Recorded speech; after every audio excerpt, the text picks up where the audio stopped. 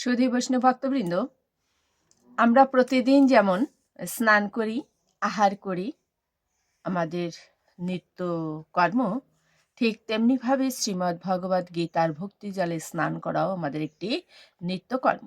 স্নান না করলে যেমন দেহ পবিত্র হয় না, ঠিক তেমনিভাবে শ্রীমদ্ ভগবদ্ গীতার ভক্তি জলে স্নান না করলে মন পবিত্র হয় না। সেটা বারংবার ভগবান শ্রীকৃষ্ণ অর্জুনকে উপদেশের মাধ্যমে বলছেন। মূলত প্রভু পরমেশ্বর ভগবান তিনি অর্জুনের মাধ্যমে এই জগৎবাসী জীবগণকে বলেছেন, অর্থাৎ আমাদের বলছেন। তো সুধী বৈষ্ণব ভক্তবৃন্দ, আমরা যেন সেই ভগবানের অমৃতময় বাণী পালন করি, তাহলেই আমাদের মানব জনম ধন্য হবে বা সার্থক হবে। আসুন আমরা ব্রতী হই। অজ্ঞানতিমিরান্ধস্য জ্ঞানঞ্জন শলাকয়া চক্ষুরুন্মীলিতং যেন তস্मै শ্রীগুরুবে নমঃ।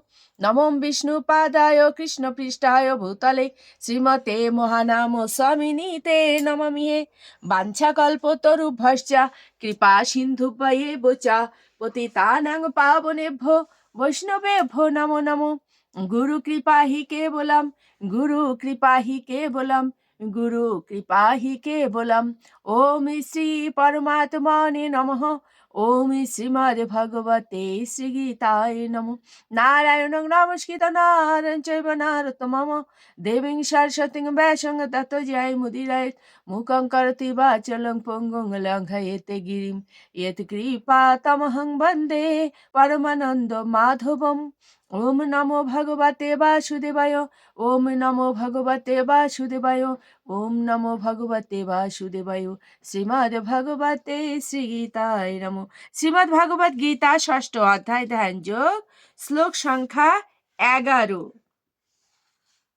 শুচৌ দেশে প্রতিষ্ঠাপ্য স্থিরম আসনম আত্মনঃ ন অতি উচ্ছিতম ন অতি নীচম চৈলাজিন কুসত্তরম। অনুবাদ: যোগাভ্যাসের নিয়ম এই যে কুশাসনের উপর মৃগচর্মের আসন, তার উপরে বস্ত্র আসন রেখে অত্যন্ত উচ্চ বা অত্যন্ত নিচু না করে সেই আসন পবিত্র স্থানে স্থাপন করে তাতে আসীন হবেন।